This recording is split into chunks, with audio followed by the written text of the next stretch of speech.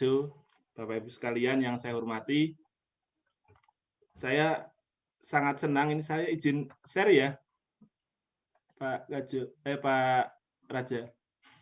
Ya, monggo Pak. Oke. Jadi tadi tugas yang disampaikan oleh Pak Dirjen ke saya sebetulnya memperkuat nih Pak Dirjen. Tadi Pak Dirjen menyatakan bahwa kok pemerintah tidak memberikan dukungan gitu kan. Padahal kalau nanti tak ceritain, pemerintah sudah mendukung dari tahun 2000 ini Pak Dirjen. Sebelum porang ini meledak, kita sudah diberi fasilitas pemerintah dengan penelitian-penelitian yang didukung oleh pemerintah gitu. Oke, kelihatan Pak Raja ya? Kelihatan Pak, silakan Pak. Baik.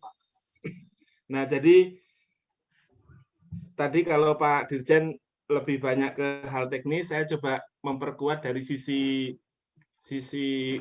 akademisnya, sehingga nanti bagi yang sudah advance, barangkali sambil merefresh kembali, kemudian bagi yang masih akan mencoba atau akan memulai, itu punya semangat baru. Jadi sebetulnya kami di perguruan tinggi ini sudah cukup panjang perjalanannya dalam rangka mencari informasi porang ini, atau dulunya kami menyebutnya iles-iles. Sebetulnya hal yang sama itu.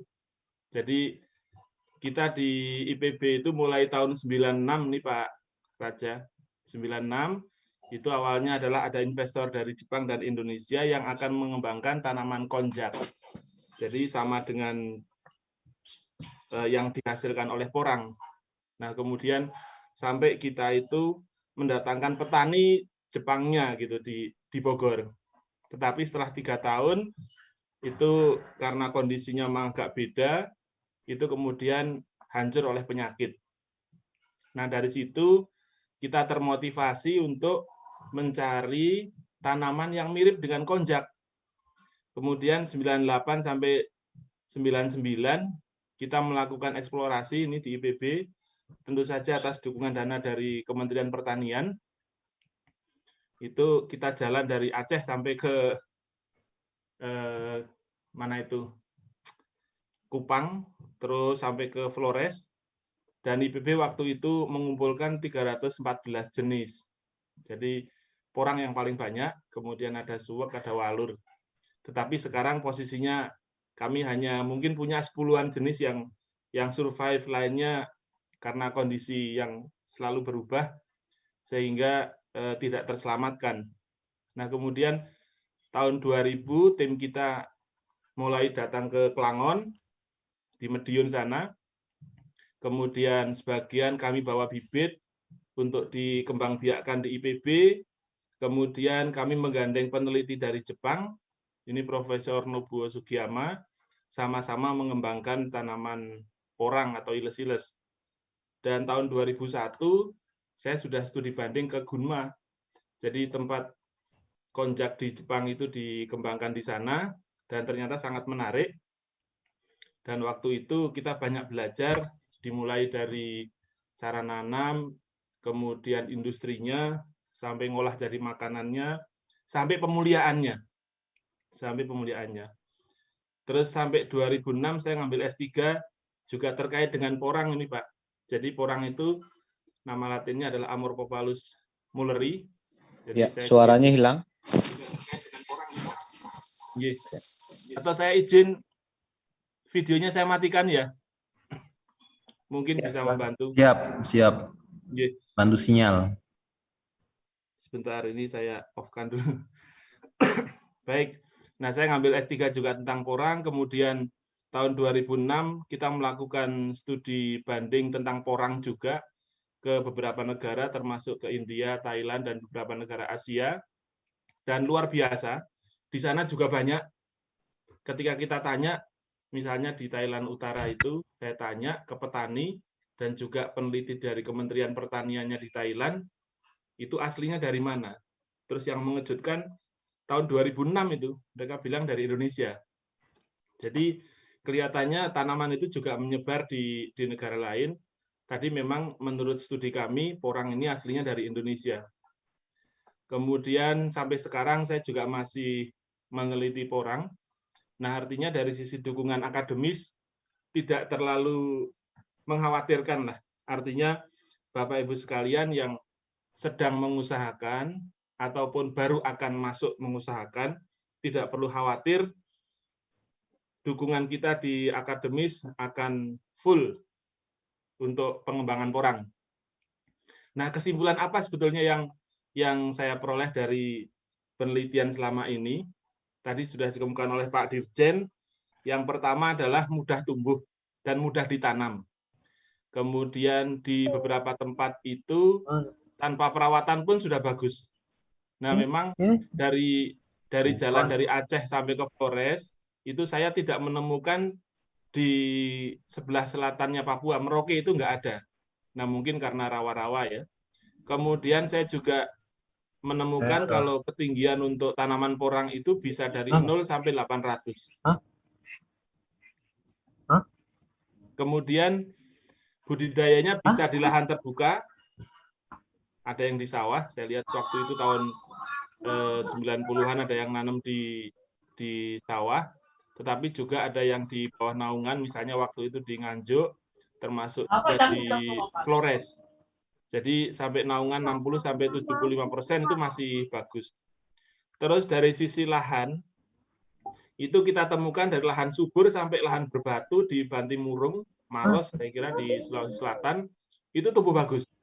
Kemudian di lahan kering di NTT, di Sumba Tengah juga cukup bagus. Di Flores waktu itu juga saya lihat masih bagus. Nah, ini yang menarik juga, tanaman ini sangat mudah diperbanyak. Dari biji bisa, kulit umbinya juga bisa, dari balbil atau katak juga bisa, potongan batang dipotong, tancepin ke tanah juga menghasilkan umbi, kemudian potongan daun juga bisa.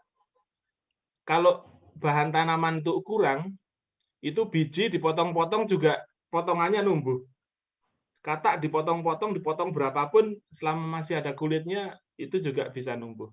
Yang penting dijaga tidak rusak oleh jamur, jadi dimasukkan ke fungisida. Penyakit sangat jarang, hampir tidak ada.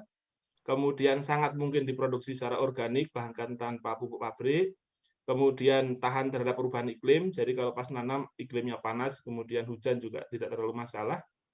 Kalau tidak dipanen, itu bisa didiamkan di dalam tanah. Ini saya kira yang disebutkan oleh Pak Menteri sebagai harta karun yang tersembunyi.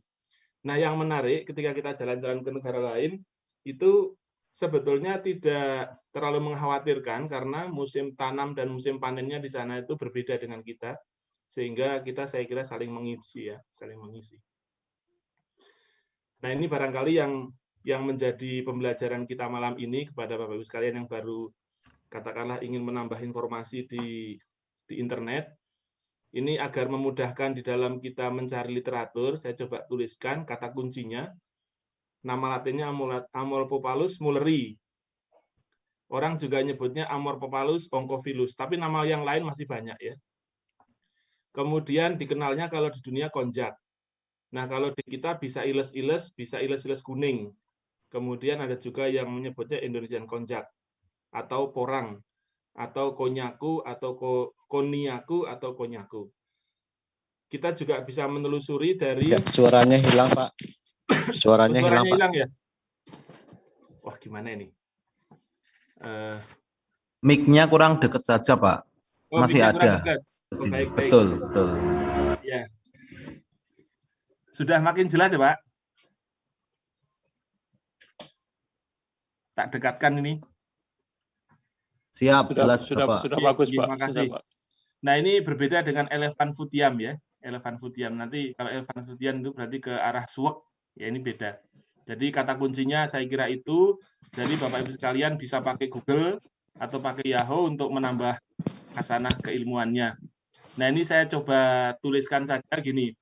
Jadi sebetulnya di samping yang porang ini, yang lain-lain juga sebetulnya mengandung glukomanan nih. Ada titanum, bunga bangkai yang besar banget itu.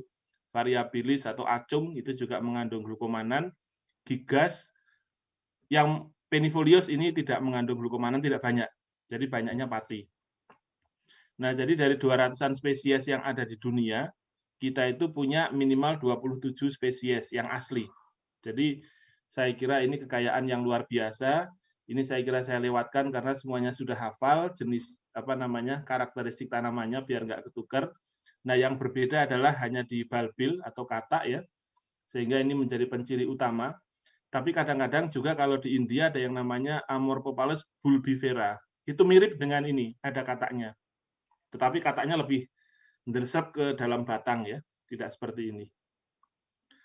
Nah, kemudian dari sisi prosesinya cukup mudah. Panen, kemudian dipotong-potong, dikeringkan, kemudian digiling jadi tepung. Kemudian kalau misalnya kita punya alatnya, kemudian kita murnikan, kita dapatkan glukomanan. Dari sekitar 100 kg umbi porang segar, kita bisa menghasilkan sekitar 6 kg glukomanan murni ya, glukomanan murni. Nah, kenapa kita mengekspor keluar dalam bentuk tepung umbi ataupun dalam bentuk chip? Karena memang pasar glukomanan ini masih harus ditelusuri lebih lanjut karena jaringannya juga sudah cukup kuat. Nah, ini menguatkan tadi yang sampaikan Pak Dirjen, bahwa kalau kita lihat porang atau iles-iles ini, indeks glikemiknya 0 ya. Artinya kalau bagi yang diabetes, itu bisa menggunakan porang sebagai menu untuk tetap kenyang, tetapi tidak menaikkan indeks glikemik. Kalorinya juga mendekati 0. Nah, ini dibandingkan dengan tanaman lain, misalnya talas, beras, kentang, ataupun gula, ini jauh ya, jauh. Tapi yang paling mendekati sebetulnya talas. Nah, ini produk-produk yang ada di kita, memang sebagian besar masih impor, cuman yang sebelah kiri saya kira sudah banyak dikembangkan di Jawa Timur. Mungkin ini produknya Pak Raja ya, bisa jadi ini. Kemudian yang ini konyaku, kemudian ini mie yang kita sebut sebagai shirateki, ada mitio, kemudian jelly drink, puding, sebagainya, dan sebagainya. Kemudian di luar juga digunakan sebagai filler obat karena daya mengembangnya sangat luar biasa, sehingga banyak diminati, dan sifat yang lain adalah netralitas yang sangat tinggi, sehingga dicampur dengan apapun tidak menimbulkan reaksi yang berlebihan, sehingga banyak digunakan sebagai filler. Nah, sekarang ada juga yang sudah mengembangkan sebagai fat burner ya. Ada juga produk-produk untuk pendukung kosmetik yang ramah lingkungan. Kemudian dari tanaman porang sendiri itu bagian-bagian tanamannya semuanya bisa dimanfaatkan, yang katak. Jadi gini Pak Raja, dari sisi kandungan glukomanannya, itu sebetulnya kataknya juga mengandung glukomanan. Kemudian umbi, berapapun kecilnya atau berapapun besarnya, itu juga mengandung glukomanan. Nah, kita mengapa lebih senang umbi yang ukuran besar? Karena kemudahan di dalam processing di industrinya. Jadi nyucinya gampang, membersihkannya gampang, kemudian ngirisnya juga gampang. Kalau di luar kecil juga tidak masalah karena prosesnya pakai mesin semuanya. Nah, kemudian daunnya ini juga sudah ada mulai yang mengembangkan sebagai obat ya. Nah, ini cara perbanyakannya. Cara perbanyakan saya kira sudah hafal semualah Bapak Ibu sekalian, di grup ini kan sudah advance semua, ada kata, ada biji.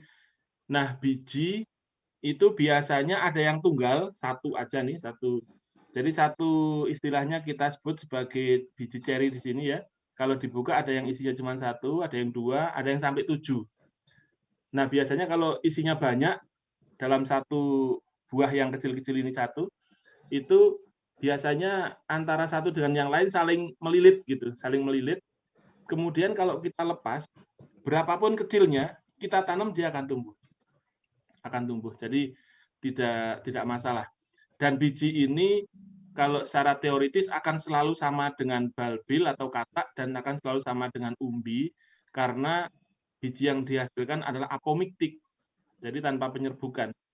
Sehingga dari teorinya itu varietas yang ada itu sebetulnya secara genetik akan mirip ya, akan sama kecuali ada mutasi. Nah, kemudian cara budidayanya juga relatif mudah. Ini saya ambil pertanaman di Jawa Timur 2016. Kalau yang sebelah kiri tanaman di Bogor nih.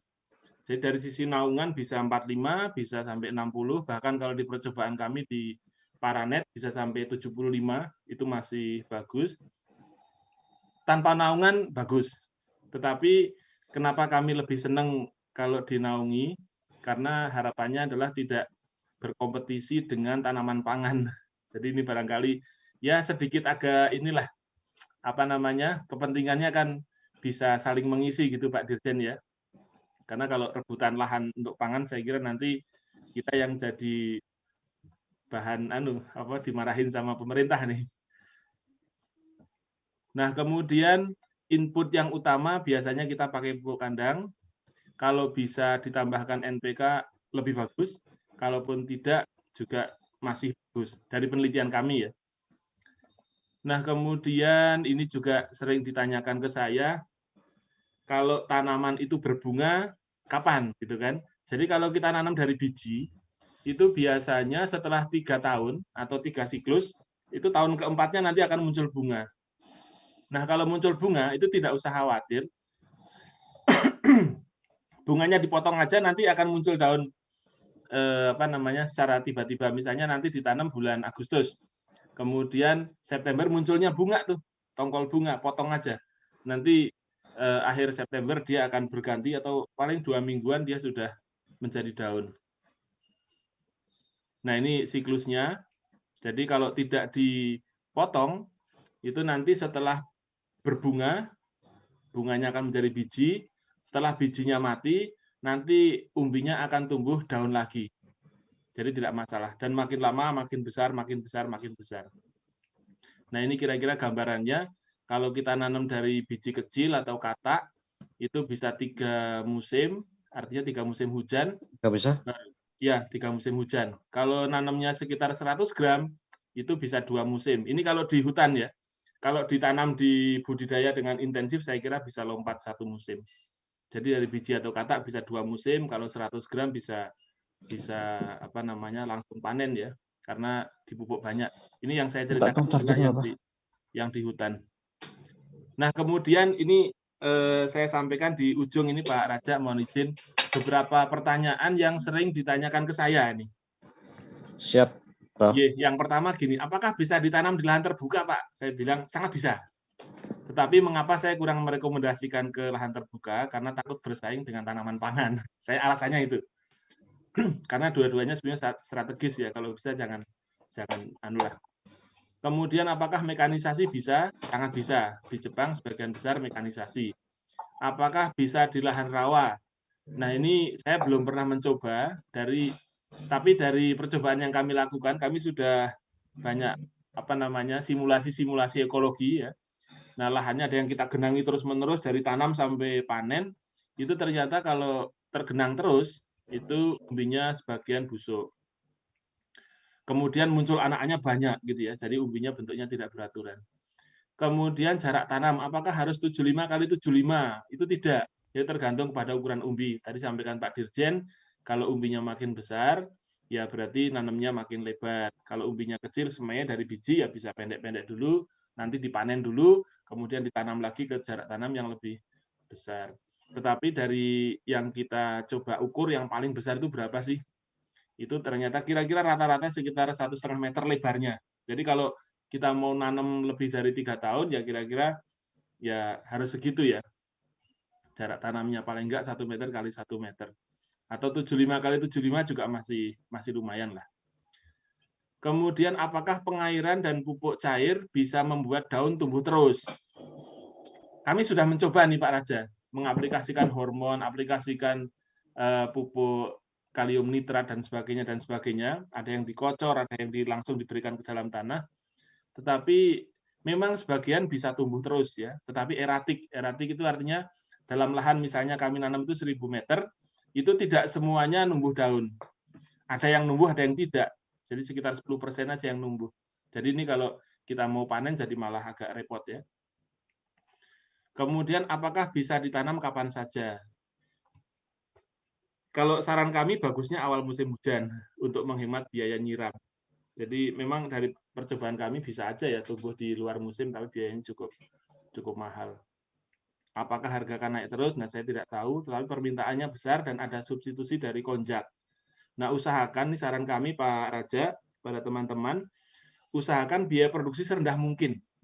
Nah, dulu di awal-awal booming itu, waktu belum banyak, itu harga di tingkat petani 3.500. Jadi saya kira kalau bisa kita mendekati angka itu, biaya produksinya ke situ, gimana caranya lah ya, itu saya kira akan lebih sustain jangka panjang. Karena apa? Karena ke depan saya coba proyeksikan mungkin dalam waktu 5 atau 6 tahun, dari negara lain juga sudah mulai akan memproduksi dengan biaya yang lebih murah gitu ya. Kemudian apakah harus pakai guludan? Tidak, bisa cemplongan ya. Tetapi harus gembur tanahnya. Jadi tanahnya harus gemburkan semuanya untuk menghindari akarnya naik. Jadi kalau dicemplong saja, kemudian pupuk kandang, umbinya kita tanam, sebelah kanan kirinya itu keras tanahnya, itu akarnya akan naik keluar. Nah, itu harus kita timbun ya, harus kita timbun. Nah, berikutnya apakah harus dipupuk? Nah, disarankan memberikan pupuk kandang. Tapi kalau ingin hasilnya cepat besar, ya dikasih NPK, sesuai dengan kesuburan lokasinya. Bagaimana agar cepat panen? Tanam umbi yang lebih besar, sarannya gitu. Bisa 1 kali tanam, kemudian langsung panen. Tetapi sebagai gambaran ya, ini di penelitian kita, kalau kita nanam dari biji atau katak, itu panennya bisa lipat 10-20 kali, tergantung dari input yang kami berikan. Kalau yang kita tanam umbinya kecil, katakanlah 100-300 gram, itu bisa lipat 5-10 kalinya. Jadi kalau kita tanam 100 gram, ya 10 kalinya kira-kira 1 kilo jadinya. Atau jadi 500 gram. Atau bisa sampai 3 kilo. Nah, itu memang tergantung sekali dengan kesuburan tanahnya. Memang harus merata benar sehingga ukurannya juga akan sama. Kalau kita tanam umbi yang lebih besar, bisa misalnya 1 kilo, saya pernah nyoba juga, itu lipatnya hanya 2-4 kali. Jadi saya kira lebih ekonomis dan efektif kalau kita nanam umbi ukurannya 100-300. Kalau mau dari umbi ya. Kalau enggak ya dari biji atau katak. Apakah ada bibit yang terbaik? Sejauh ini semuanya baik. Karena apa? Tadi sifat yang apomiktik tadi ya. Jadi tidak ada variasi yang menyolok antar bahan tanaman. Dari uji kami ya, dari Madiun sudah kami coba dari tahun 2000-an. Madiun, kemudian dari NTT juga kami coba, dari Kuningan Jawa Barat juga kami coba, dari Maros juga kami coba ini kan banding-bandingkan, hasilnya tidak terlalu jauh. Kemudian apakah ada jenis lain yang memiliki kekomanan? Tadi sudah saya sampaikan, ada jenis yang lain, tetapi ini karena yang lain itu sebagian besar adalah tanaman langka, jadi dilindungi oleh pemerintah, oleh IUCN ya, oleh IUCN. Jadi saya kira kita harus fokus saja ke yang porang ini. Apakah bisa dimakan langsung? Menurut kami tidak bisa, karena mengandung oksalat yang membuat gatal, bahkan sangat gatal. Kalau termakan langsung itu bisa membuat lidah dan tenggorokan gatal yang bisa membuat alergi parah, gitu ya. Apakah ada cara membuang oksalat? Nah, jadi yang membuat rasa gatal itu oksalat. Caranya ada, jadi dengan pengeringan dan penempungan. Jadi dengan ditepungkan dan dikeringkan, itu oksalatnya akan berkurang. Kemudian terakhir, apakah bisa membuat masakan sendiri dengan umbi porang? Saya lihat di YouTube, belum pernah nyoba nih Pak Raja. Tetapi perlu pengujian, jadi saya lihat di YouTube itu bisa. Nah, langsung di jus, kemudian dibikin jadi mie dan sebagainya, tetapi saya kira harus dicek apakah kandungan oksalatnya itu masih tinggi atau tidak, kemudian apakah itu memenuhi kaidah untuk makanan yang siap diedarkan. Saya kira perlu pengujian-pengujian sesuai dengan standar BPOM. Saya kira demikian Pak Raja. Jadi intinya adalah kami sangat mendukung di akademis dan tidak perlu khawatir sekalian akan nanam dari dukungan pemerintah khususnya yang melalui perguruan tinggi itu sudah sangat lama nih, dari tahun 2000-an kami sudah didukung oleh pemerintah untuk melakukan riset. Nah, data-data kami bisa dieksplor di Google, tinggal tadi cari kata kunci yang tadi saya sampaikan di atas, nanti akan ketemu, oh kalau jarak tanam sekian hasilnya berapa, jarak tanam sekian hasilnya berapa, naungan saya sekian nanti hasilnya kira-kira berapa gitu ada. cara panen yang paling gampang kira-kira gimana caranya. Lah kami juga sudah ngitung nih Pak Raja. Jadi dari besarnya batang itu, kami sudah bisa mendeteksi kira-kira umbinya ada berapa besarnya gitu. Jadi nanti bisa dieksplor di Google ya, tadi yang dengan kata kunci yang saya sampaikan.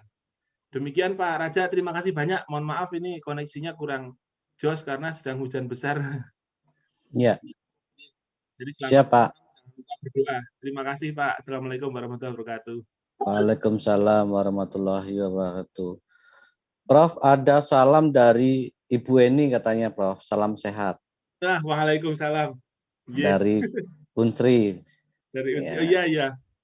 Ya. Siap. Jadi gini, Prof, nanti mungkin kami dari RPI minta bimbingan supaya kami juga dibantu untuk pengembangan di hilirnya, Prof. Siap. Ya, karena kami juga ada beberapa yang akan kami kembangkan, termasuk di glukomanan gitu. Itu selanjutnya nanti mungkin tim kita akan selalu koordinasi dengan Prof Edi. Ya. Sebetulnya Pak Raja, itu dari tahun 98 kami sudah membuat industri tepungnya itu.